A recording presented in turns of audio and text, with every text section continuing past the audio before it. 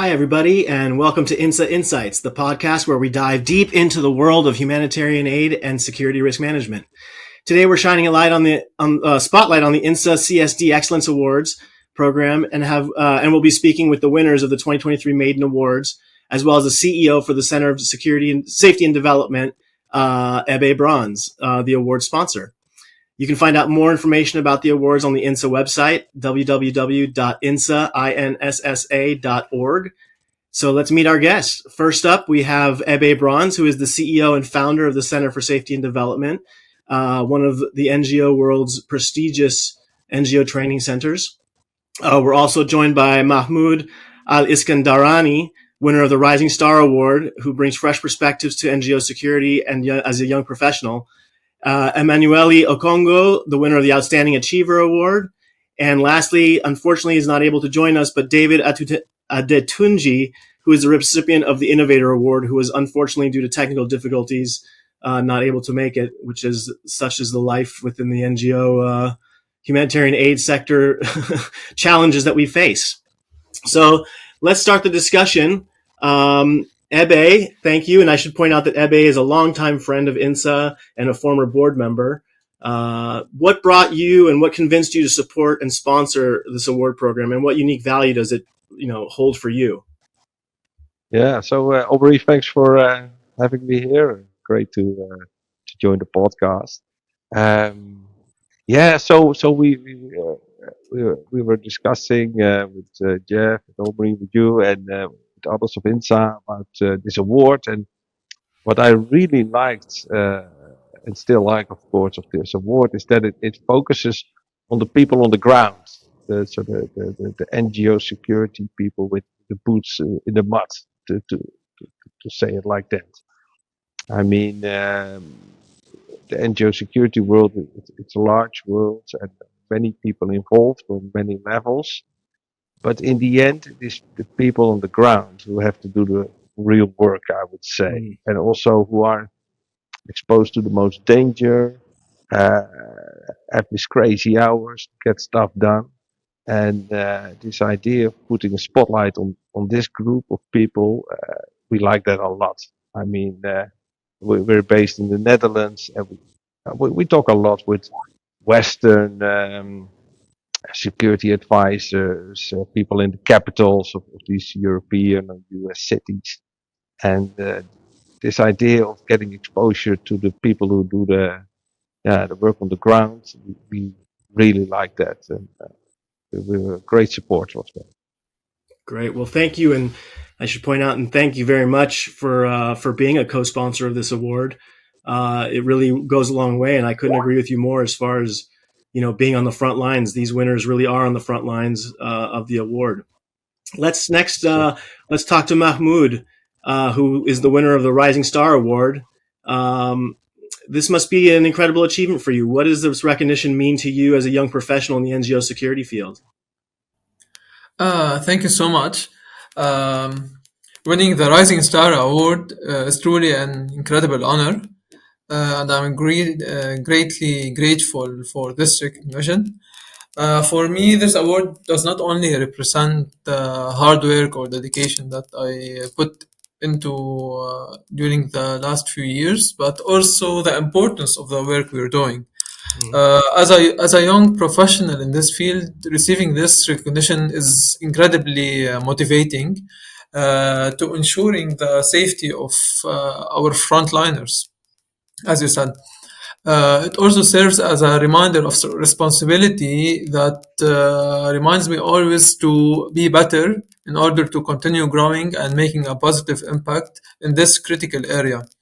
And finally, this award, I don't believe that it only belongs to me, it also belongs to all the youth who are working in this field, in the security field, because I believe that we are the powerhouse of energy, new perspective, and we are the future leaders.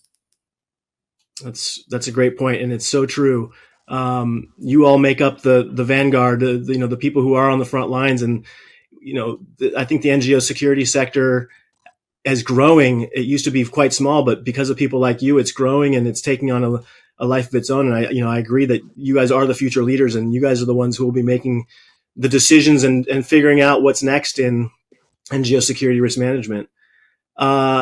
Next, let's talk to Emanuely Okongo. He's been recognized for the All-Around Achiever Award.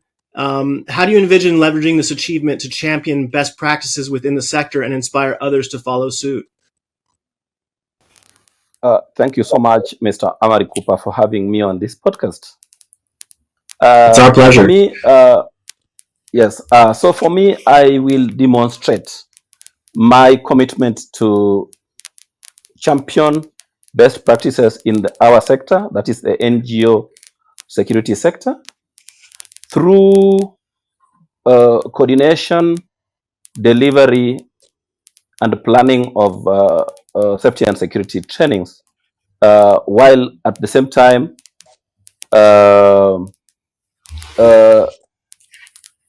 mentoring, because I'm a mentor. I'm actually a certified mentor. So while also mentoring the young upcoming security professionals in the sector. Also, like in Kenya, we have a system of organizing some peer security professional meetings or conferences. Like today, right now, I ought to have been in another gathering in town, but because of this podcast, I decided not to. So in such kind of gatherings, we are always given the opportunity to talk. So when you talk, in my line, I will always champion issues to do with humanitarian safety and security issues. So that is the only way I could do it, and also perhaps to conduct some research and writing materials. Mm-hmm. Yeah. Great. Thank you for that.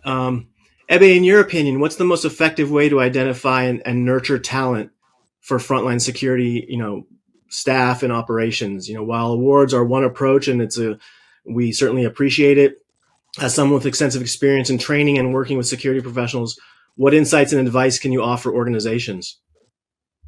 Yeah, so I really like the story of Mahmoud and Emmanuel, and what Emmanuel said about this whole mentoring concept is of course a great idea. It was also when we started with these INSSA awards. I mean, there are not many real NGO security educational programs as such. You can't go to a higher education and do NGO security. It does exist in small parts somewhere over the world, but there's no formal, let's say, degree for that.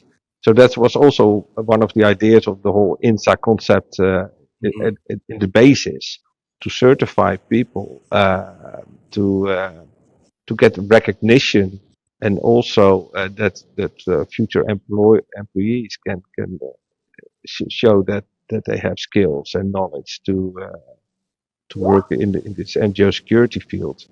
And I like the mentoring program because it is NGO security. I would also call it, of course, it's about skills, it's about knowledge, but it's also a form of an art, I would call it. So it is about experiencing, just doing it, and on a daily basis, and then you get the hang of it, and you start understanding what it is. And that's where this mentoring comes in,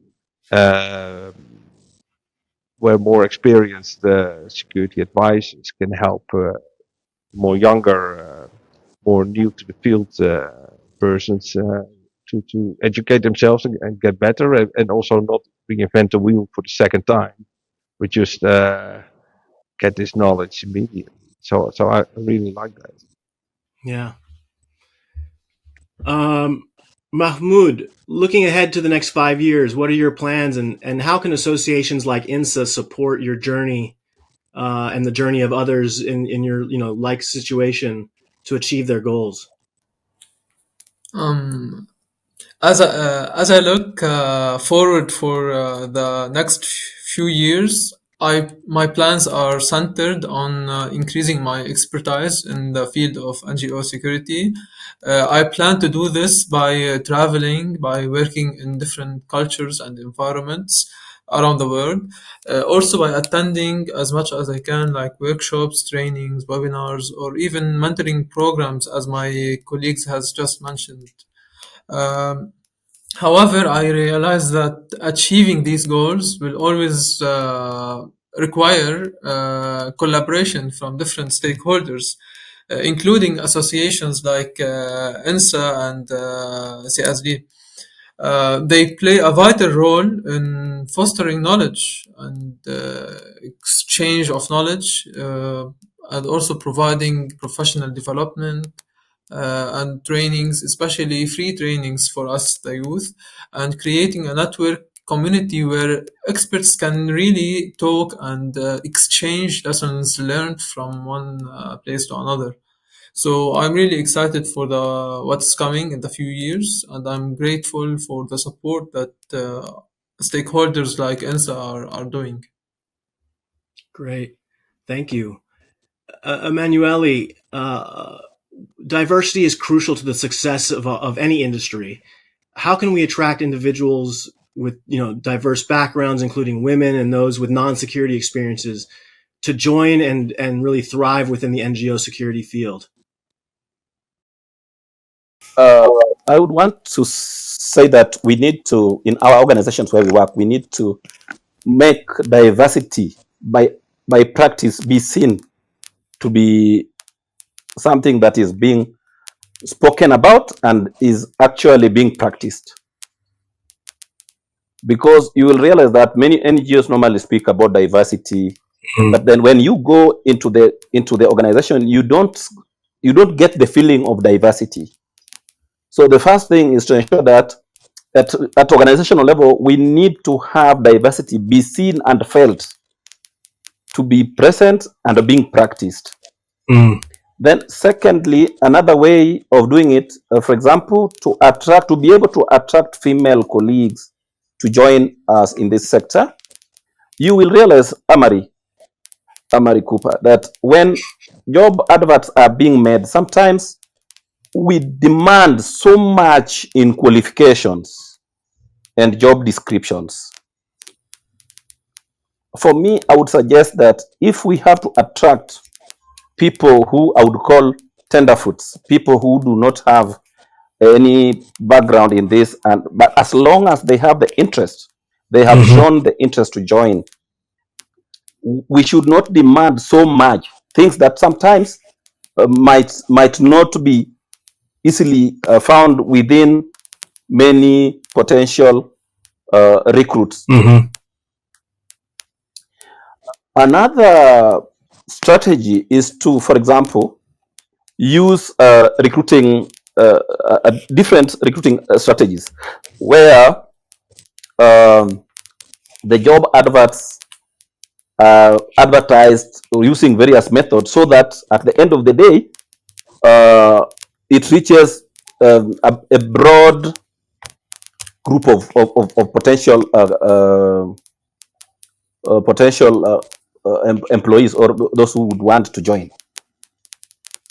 For example, if we want, for example, people who, because under diversity we have gender, equality, diversity, and inclusion.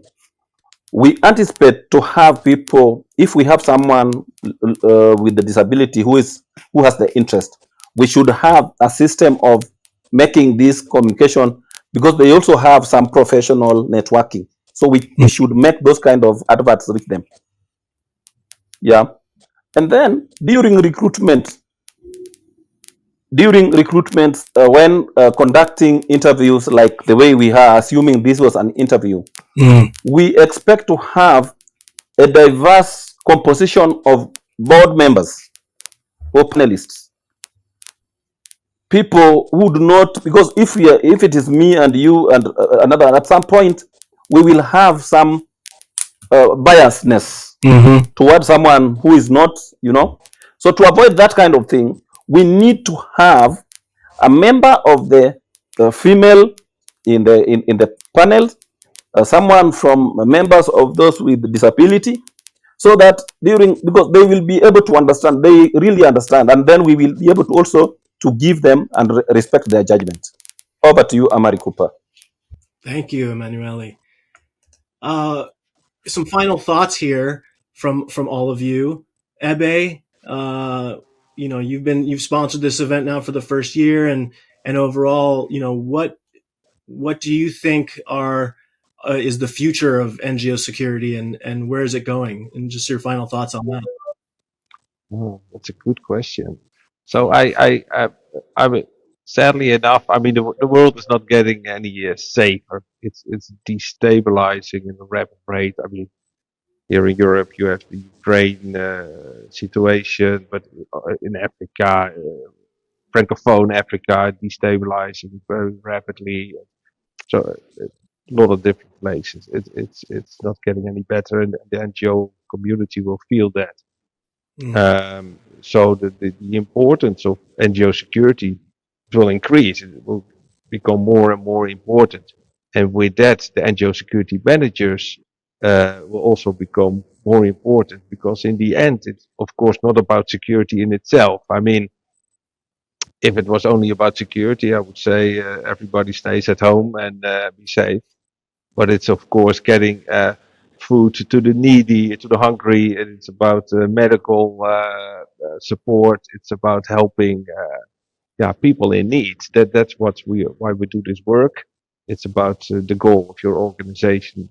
And as an NGO security professional, you have the humble situation to support this and make sure it happens. I think the insecurity will increase. I think the need of people in trouble will also increase. So those two combined will mean that NGO security will become more and more important. And that said, the persons who have to do this, NGO security managers, have to be really well prepared for their task. Hence the award, hence training, hence education, mentoring. It's all very important to make sure we're all prepared for this future that is coming rapidly towards us. Yeah. Mahmoud, you're the next generation of security managers. Where do you see the NGO security sector going, and how do you see its future?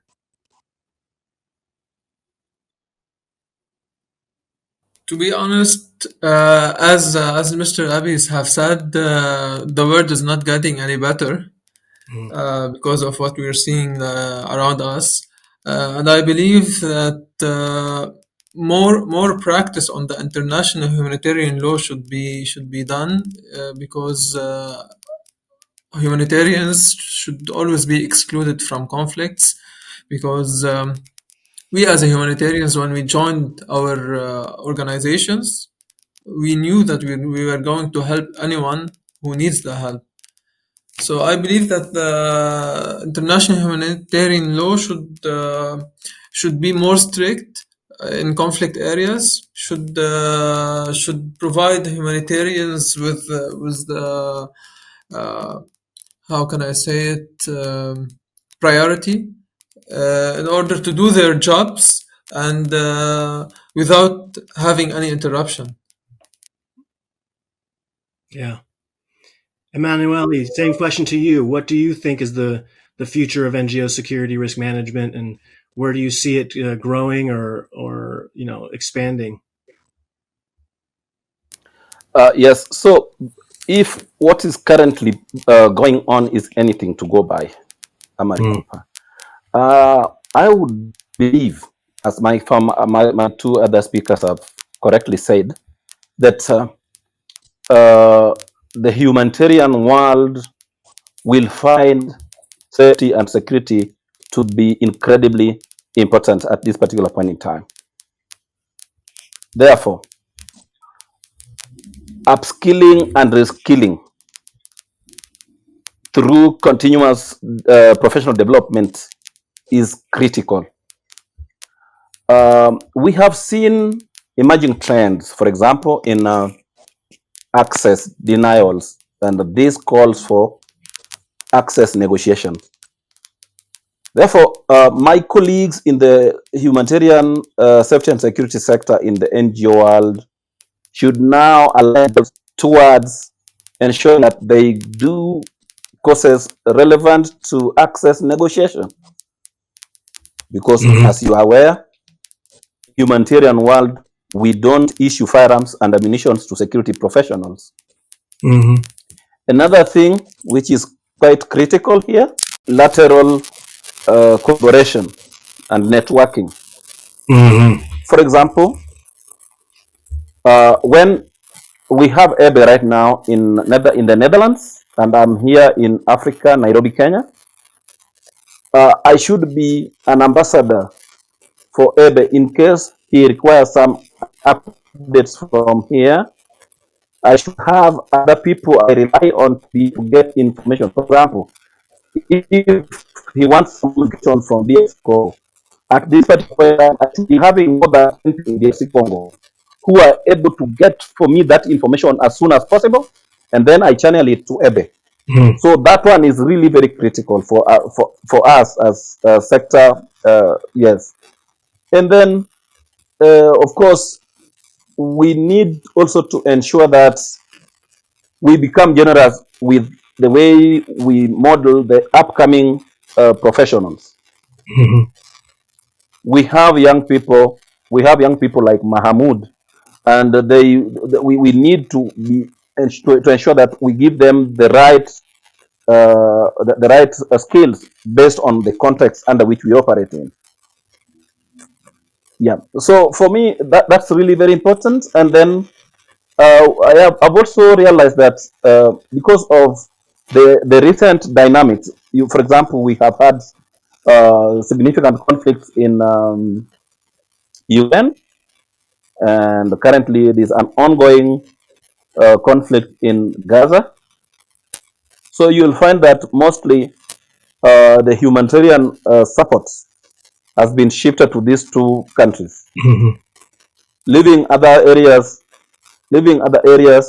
unattended to. For example, we have a serious situation in Sudan. Yeah, there's a problem currently in Chad. We have issues in Mozambique, Somalia, South Sudan, DRC Congo. That is in Africa. And when you listen, or because I normally attend a lot of online conversations, you find that the safety and security of all these organizations, humanitarian organizations working in these countries, have been compromised so much so that it has been given to people who are not professionals. Yes, they have just given it to people. It is like the delegated role to the logisticians. So, because these days I have seen a trend in consultancy. So many organizations come and say, Ebe, I would want you to engage you as a consultant. You come and do as A, B, C, D for 2, 3, 4 months, and then that is it. So Ebe will come, because he's a professional, he will come and develop all the plans and the standard operating procedures, and then after 2, 3 months he leaves. But the actual management of safety and security, as far as INSSA is concerned, we have the INSSA standards. INSSA standards requires that you conduct assessments, and then you carry out planning, you do the implementation, you review, and you continue assessing. It is something that is continuous. So those components will be missing out. And therefore, it is my plea that let humanitarian, the trained and professional humanitarian security guys do their work. Let them be given the opportunity to work and help their colleagues in the front line. Thank you, Amaury Cooper. Yeah. Well, thank you, Emanuely and Mahmoud, for your continued work, hard work in the field. We appreciate it, and we congratulate you on your award. Ebe, thank you to you and CSD for your generous support of the award. And we look forward to working with all of you as we go forward in the next steps and promoting safety and security within the international development and humanitarian aid space. So with that, I thank you very much, and we'll see you on the next episode of INSSA Insights. Thank you. Thank you to the Robert McPherson Fellowship for its generous support and donation, helping to make these podcasts possible.